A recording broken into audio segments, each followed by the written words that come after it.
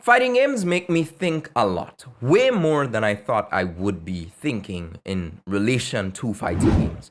Because at the end of the day, when you boil everything down and you take away the game, you're really just left with design choices by developers, and then you're left with the players. And when you have the players and you get an opportunity to kind of pick their brain or understand what really goes on in the mind of a top player, you could really have some interesting discussions. And one of this discussion that I think is interesting and should be had was a recent comment that was made by Daigo, which he basically says that in fighting games, he makes reference to a king and two servants, one being an attendant, the other being an engineer. And this king goes about asking for an automobile. He's heard great things about an automobile and he wants one. So he gives this instruction to both of his servants to go build this automobile. And you have a case where the attendant orders the instructions for the car, sees what is needed for the car, then he goes ahead and he orders the parts, constructs the car, and sends it the way of the king. Then you've got this situation where the engineer orders the parts, or maybe he doesn't even order the parts yet. He just orders the instructions of this automobile. And he sits down and he looks at this. He will produce an automobile, but he's going to take his time producing it. So he goes into the understanding of why does an automobile work the way it does, and why must it be constructed in a certain way in order for it to work.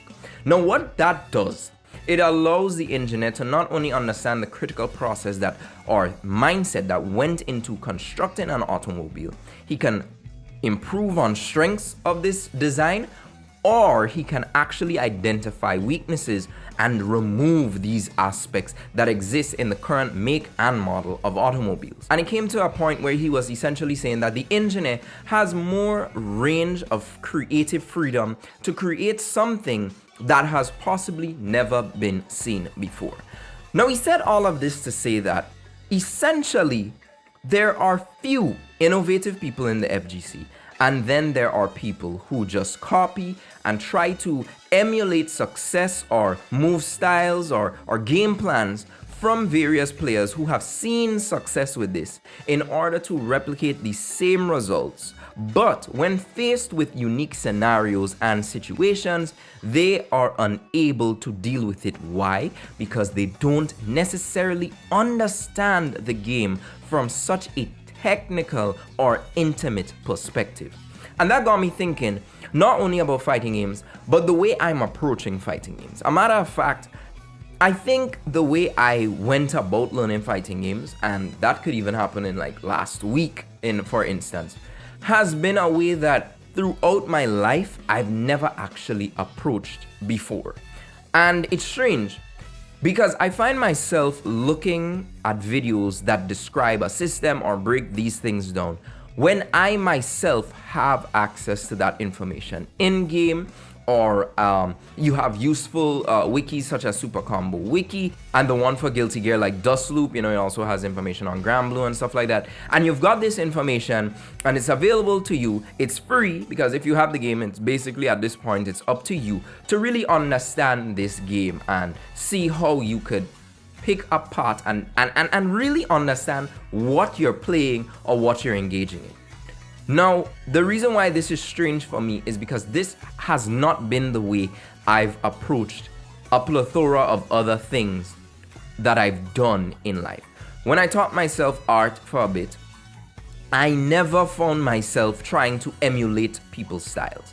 I wanted to understand the foundation of art. How does this thing work? Because I've come from grades in secondary school that I shouldn't even be allowed to say that I was getting when I was doing art.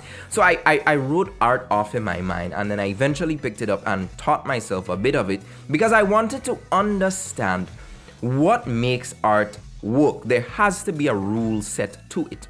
Obviously, I had to read some theory. Obviously, I incorporated what many men have spoke about in the past, but I wasn't out there trying to emulate or copy something specific that I've seen. Obviously, there is inspiration. There is a case where you can learn something from somebody and you implement it into your style, but I wasn't there to copy this sort of art in itself. And this happened also while I was studying. When I was studying, I never went to, sometimes people would go to videos and they're like, okay, I didn't get this concept, but I went on YouTube and this guy just broke down the whole concept, and I'm grateful for that. I never did that. I was the person who was like, I don't understand this, but the book must have something, right? I didn't need no other reference point. I didn't need to hear what somebody else was saying. I needed to understand this because this would bother me. And even though somebody can explain it in a different way, I may not interpret it or understand it in the way I should. But now I'm approaching fighting games trying to emulate what people have done before. And let me tell you something. Truth be told, I feel like getting my degree has been a much easier task than getting better at fighting games. No joke. Like, it's not that I'm trying to overcomplicate fighting games or make it way bigger than what it is, because somebody might look at you and say, dude, if you could achieve this, then you could definitely achieve that. But my approach has been totally wrong. And it's not that what Daigo has said as he has spoken gospel, and now I'm like, oh my goodness, thank you, Daigo. I can now finally start my life on the right path. Because there is value in the content creators that take the time to break down these things. Not many of us have all that time, or not many of us even see some time to make that stride in terms of breaking down or understanding a game from that perspective. But when he said that, it really got me to think about how is it that we approach. And this is when I learned something about myself last week. So as you guys know, I'm big on defensive playstyle. I would much rather play characters that complement defense than offense. And I recently learned that there is a style of it called, or what the style is called in the FGC is called playing lame. So you're essentially playing with little to no risk. You're playing at a case where even though you have the life lead, trust and believe you're not fighting to end this battle. You've got 99 seconds on the clock, you got 90 seconds on the clock, you got 60 seconds on the clock, whatever time. That is one of your biggest assets. Stalling and overall making reads and punishes that are very safe and trying to get somebody to a corner, keep them there. You've got the life lead. You play relatively safe. Now that is called playing lame. When I learned that terminology, I was playing to a case where I'm trying to learn how to be safe, trying not to push too much aggressively, trying all of these things that incorporate the lame playstyle. The moment I learn it's lame, I do some more research.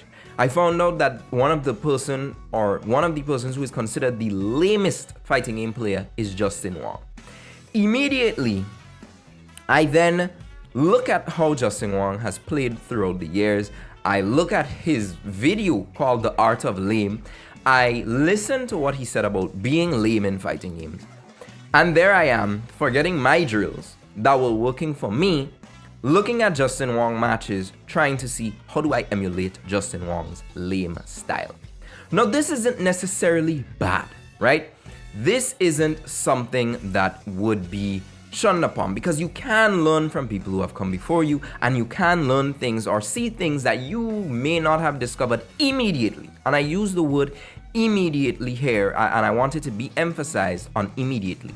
But I was seeing certain things that he was doing, and what happened is that instead of drilling, I just felt like I had the Sharingan, and I could just look at Justin Wong's videos, look at all his matches, look at all his high competitive stakes, and then say, okay, this is what I'm applying. This does not work because I don't understand the game on a technical level as Justin does. It doesn't work because not only do I not understand it, I have yet to have the years of experience that he would have accumulated over all this time in order for him to not only define but refine this playstyle that he has. And sometimes we type in very simple things, how to play rushdown, how to do this, how to do that. And it's like, yes, in effect, you're going to have a rushdown, but what if you had a very unique rushdown where you just back off and you leave your opponent in a state where you don't interact with them for 10 seconds. All you're doing is shooting out very safe moves. You're not really pressing your advantage anymore. You're just playing at a range where am I gonna approach you or am I not gonna approach you? After 10 seconds pass, you grandstand, you make an approach, you back off, and then bam, you're back in. No, that could already be a rush down play style that exists. But a lot of us don't even take the time to develop our own style. Doesn't mean that you have to go through this process of learning everything from scratch, especially when we have all these resources. No, but we're failing to utilize one of the greatest resources we have, which is our very own mind and our own experiences. You can use other people's experiences and apply it to whatever it is that you're learning or you're trying to get better at. But, critical but here, you have yet to face the amount of challenges that they had and the amount of things that they learned and deleted. Because guess what? When you go through that process of learning and deleting and figuring out what works and taking out what doesn't, you're now critically crafting a style that if you see somebody doing it, you're like, oh, this is how you play and you do this. I know this doesn't work. Or, oh, this is how you play and you do this. You know what's going on. So I need to change my strategy like that. And then that's why you often hear in the FGC that people have this flowchart or people basically go dead into a strategy, like they're not even thinking, they're brain dead using that type of strategy. And you see this kind of success come up. And really and truly, it kind of makes me wonder if the way that we go about learning a lot of things, are we truly learning or are we just copying? You know, nobody was out here teaching these guys about frame data back in 2004 and all of these earlier years of the FGC. But they had to learn that. They had to sit down and learn that. And now you have all of these channels that exist that teach about these elements. And it's almost as if players, new players especially, have not come to terms with, yo, I'm going to take a little bit or a long while to learn this exactly. So what do you want to be at the end of the day? The engineer or the attendant? You want to reproduce an automobile that already exists but may encounter a unique scenario that nobody was prepared for and it automatically just blows up in your face?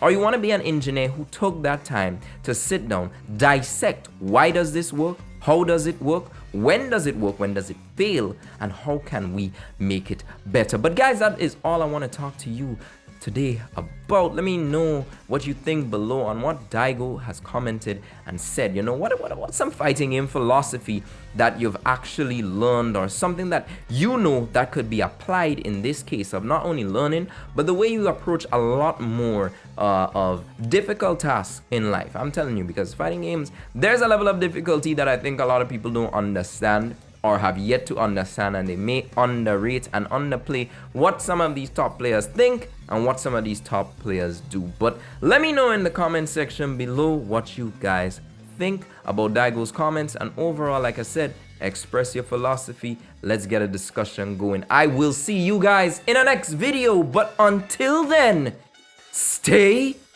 gaming.